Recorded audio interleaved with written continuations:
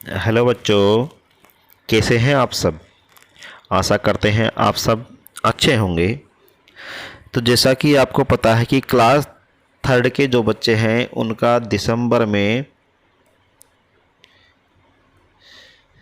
एक टेस्ट होने वाला है, एनएएस का, नेशनल अचीवमेंट सर्वे, जो राष्ट्रीय स्तर पर आयोजित किया जाता है। इससे हर स्टेट की एक रैंकिंग दी जाती है कि बच्चों को कितना, वहाँ के बच्चों को कितना आता है। इसमें किसी पर्सनल बच्चे का रिज़ल्ट आउट नहीं होता है, ना किसी स्कूल का होता है, ये पूरे एक स्टेट का होता है। तो नेशनल अचीवमेंट सर्वे में हमें कुछ रिसोर्स मटेरियल मिला है जो एससीईआरटी द्वारा दिया गया है। जो दिल्ली में एससीईआरटी है, वरुण मार्ग इसका एड्रेस है, यहाँ से हमें इसका कुछ रिसोर्स मटेरियल मिला है कि इसमें किस प्रकार के क्वेश्चंस आएंगे। उनकी तैयारी के लिए एससीईआरटी ने कुछ वर्कशीट्स दी है। तो हम रोज़ एक वर्कशीट को हल करेंगे और उस वर्कशीट के द्वारा एनएएस की तैयारी करेंगे। तो बने रहिए हमारे साथ। अगर अभी तक आपने चैनल को सब्सक्राइब नहीं किया है तो चैनल को सब्सक्राइब कर लीजिए, ताकि आपको हर वीडियो की अपडेट मिलती रहे। तो आपके जो वर्कशीट आने वाली है उनको देखते हैं। सबसे पहले है हिंदी की वर्कशीट। हिंदी में किस प्रकार से क्वेश्चंस आएंगे। तो हिंदी में इसी तरह से आपके पास छोटे छोटे पैराग्राफ्स आएंगे। पैराग्राफ्स को ध्यान से पढ़कर, पैराग्राफ्स में ही नीचे कुछ क्वेश्चंस दिए जाएंगे, उनका आंसर हमें उन्हीं पैराग्राफ में से सर्च करना है और आंसर देना है। पैराग्राफ को अगर हमने ध्यान से पढ़ लिया, समझ लिया, तो हम सारे क्वेश्चंस का आंसर सही से दे पाएंगे। तो देखते हैं पैराग्राफ। एक छोटा सा गांव था। एक छोटा सा गांव था, उसमें वृद्ध साधु, एक बुजुर्ग साधु उसमें अपनी झोपड़ी में रहते थे। गांव के अंदर एक झोपड़ी थी, झोपड़ी में साधु रहते थे। गांव से थोड़ी दूरी पर, गांव से थोड़ी दूरी पर स्थित नदी, गांव से थोड़ी दूरी पर एक नदी थी, पर वे स्नान करने जाते थे। कौन जाता था? साधु गांव से थोड़ी दूर जो नदी थी वहाँ पर स्नान करने जाते थे। प्रतिदिन प्रातःकाल, प्रातःकाल मतलब सुबह, रोज सुबह नियम से, यानी कि उनका एक नियम था कि वे रोज उठेंगे, नदी में स्नान करने जाएंगे, फिर मंदिर जाएंगे। तो प्रतिदिन प्रातःकाल सुबह नियम से वे मंदिर जाते और दीपक जलाते थे। ये 2 लाइन का छोटा सा पैराग्राफ है। अब नीचे क्वेश्चंस दिए गए हैं, इस पैराग्राफ में से ही हमें क्वेश्चंस के आंसर देने हैं। पहला क्वेश्चन है, गांव में साधु कहाँ रहते थे। तो गांव में साधु अपनी झोपड़ी में रहते थे। अब इसमें ऑप्शन दिया है, झोपड़ी में, नदी के किनारे, मंदिर में और दोस्त के घर। तो नदी के किनारे, नदी में नहाने जाते थे, मंदिर में पूजा करने जाते थे। दोस्त का इसमें कहीं आया नहीं है, तो साधु रहता था अपनी झोपड़ी में। गांव से थोड़ी दूरी पर स्थित थी। तो गांव से थोड़ी दूरी पर क्या स्थित थी? गांव से थोड़ी दूरी पर एक नदी स्थित थी। साधु कब नदी पर कब जाते थे? तो प्रतिदिन प्रातःकाल, यानी प्रतिदिन रोज सुबह के समय नदी पर जाते थे। इसमें ऑप्शन दिए हैं, रात, सुबह, दोपहर, शाम। तो साधु जाते थे सुबह के टाइम। छोटा का विलोम शब्द है। अब छोटा का विलोम शब्द मोटा नहीं है, पतला भी नहीं है, गांव भी नहीं है और बड़ा। तो छोटा का विलोम शब्द है बड़ा। इसके लिए पैराग्राफ की जरूरत नहीं है, या हमें सही विलोम शब्द में से आंसर देना है। तो छोटा का विलोम शब्द है बड़ा। एक ही अक्षर से शुरू होने वाले शब्द, इसमें भी पैराग्राफ की जरूरत नहीं है। इसमें हमें अक्षर का शब्द का पहला अक्षर देखना है। इसमें पहला अक्षर है स और ग। तो ये वाला नहीं है। दूसरा है नियम और नदी। नियम का पहला अक्षर है न, नदी का पहला अक्षर है न। तो इसका आंसर है नियम और नदी। हमें आगे देखने की जरूरत नहीं है, हमें आंसर यहीं पे मिल गया है, नियम और नदी। अगला क्वेश्चन, दिए गए चित्र को ध्यानपूर्वक देखें। यहाँ पे एक चित्र दिया गया है, इसको हमें ध्यान से देखना है और प्रश्नों के उत्तर देना है। अब जो क्वेश्चंस आएंगे उनका आंसर हमें इन्हीं चित्र में से देख के देना है। चित्र में बहुत सारे फ्लोर है, फूल है, यहाँ पे कबूतर जो उड़ रहा है, पहाड़ है, पहाड़ों के बीच में सूर्य निकल रहा है। ऐसा लग रहा है कि ये सुबह के टाइम का दृश्य है। सुबह के टाइम पहाड़ों में से सूरज निकल रहा है, यानी कि सूर्य उदय हो रहा है। अब आगे हम देखते हैं क्वेश्चन। पहला क्वेश्चन है, यह दृश्य किस समय का है? तो दृश्य प्रातःकाल, आधी रात, दोपहर और रात का। रात में अंधेरा होता है, आधी रात में अंधेरा होता है, दोपहर में बहुत तेज़ धूप होती है, लेकिन यहाँ पे सूर्य केवल छोटा सा भी आधा निकला है, आधा पहाड़ों के पीछे। तो ये प्रातःकाल का मतलब सुबह के टाइम का दृश्य है।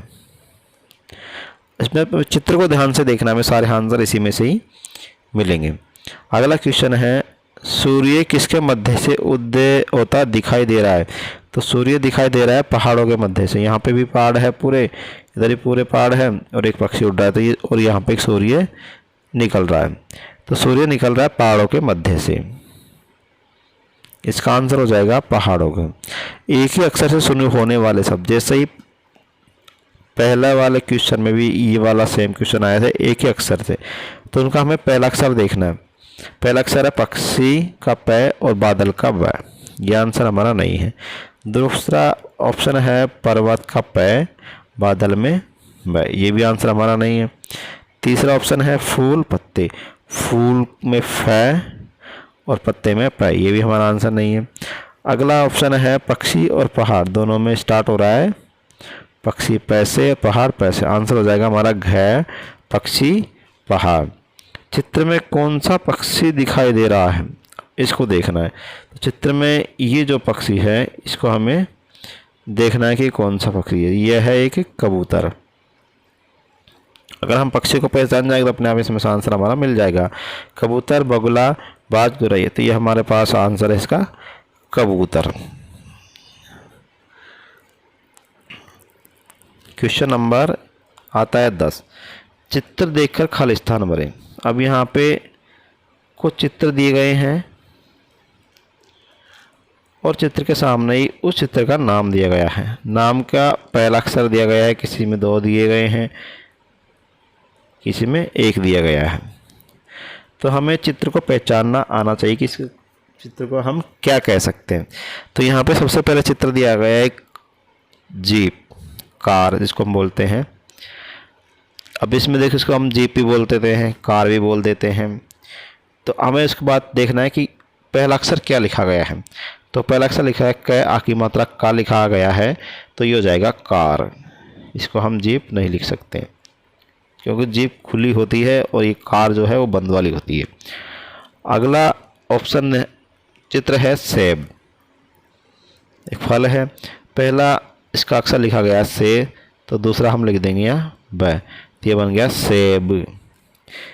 तीसरा इसको देखना है, ये गणित का एक अंक है 7, इसको हम बोलते हैं 7। पहला अक्षर इसमें दिया गया है सा, दूसरा हम लिख देंगे त, बन गया 7। अगला चित्र दिया गया है एक मूली या गाजर, तो मूली वाइट होती है, गाजर, तो ये है हमारे पास चित्र है गाजर का। अब हमें चित्र को हम जो बोलते हैं देखकर जिस चीज़ को, उसको हमें लिखना भी वैसे के वैसे आना चाहिए। अब गाजर में पहला और लास्ट का अक्षर दिया गया है, बीच का अक्षर इसमें छोटा का, बीच में भर देंगे इसमें ज, तो ये बन जाएगा हमारे पास गाजर। अगला चित्र दिया गया है पतंग का, पतंग उड़ रहा है, तो प और गैस में लिखा गया है, हमें भरना है तंग।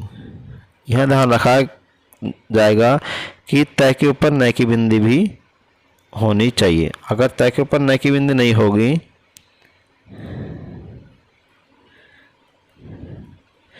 तो ये हमारा गलत हो जाएगा। तब बन गया हमारे पास पतंग। इधर कार, सेब, 7, गाजर।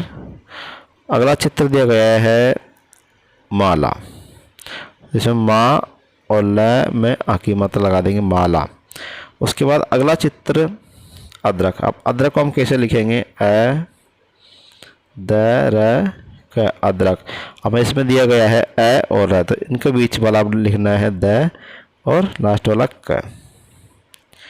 उसके बाद दिया गया है कप और प्लेट, तो यहाँ पे प लिखा गया लास्ट वाला, तो हम पहला अक्षर लिखेंगे इसमें क। ये हो गया कप। उसके बाद यहाँ पे नल है, नल में से पानी गिर रहा है। अब यहाँ पे 2 वर्ड बनता है, एक नल और एक पानी। तो हमें यहाँ पे देखना है कि यहाँ पे क्या लिखा गया है। पहला अक्षर लिखा गया है न, तो न से नल। यहाँ पे बतख जो पानी में तैर रही है, यहाँ भी 2 वर्ड आ जाते हैं, एक ब और एक त, पानी, बतख और पानी। तो ब और त लिखा गया है, तो हम लिख देंगे यहाँ पे ख। ये हो गया हमारा बतख। उसके बाद अनार, ए और र यहाँ पे लिखा गया है, तो अनार को हम लिखते हैं ए ना रे, अनार। अगला चित्र दिया गया है घड़ी, घ इसमें लिखा गया है ऑलरेडी, हम लिखते हैं घड़ी, तो बन गया हमारा घड़ी। अगला है झंडा, इसमें 3 रंग है, ये भारत का झंडा है जिसे हम तिरंगा कहते हैं। तो यहाँ पे तिरंगा लिखा है, हमें लिखना है सिर्फ झंडा। झ के ऊपर न के मात्र बिंदी जरूर लगानी है, नहीं तो हमारा गलत हो जाएगा। यहाँ पे दिए गए हैं केले, तो यहाँ पे केले ना लिख के ला लिखा गया था, हमें सिर्फ लिखना है के, तो बन गया केला। वैसे यहाँ पे केले हैं, एक से ज़्यादा है तो यहाँ पे केले है, लेकिन ऑप्शन में हमारे पास केला ही लिखने का दिया गया है। तो ये था हमारा कार्यपत्रक 1, जिसकी पहली वर्कशीट जो हमें SCERT से मिली थी। आपके NS के जो पेपर होगा उसी में इसी प्रकार से क्वेश्चंस आएंगे, जो कि दिसंबर के महीने में होने वाला है। पैराग्राफ दे दिया, उसमें से क्वेश्चन का आंसर दे दिए, फिर एक चित्र दे दिया, वहाँ से उनके क्वेश्चन का आंसर दे दिए। उसके बाद कुछ चित्र दिए गए हैं और कुछ फिर ब्लैंक स्पेस यहाँ पे हमें भरने हैं। इसी तरह से हमारे पास कार्यपत्रक 1 कंप्लीट हो जाता है। अगला हमारा कल हम करेंगे कार्यपत्रक 2। तब तक के लिए नमस्कार, धन्यवाद।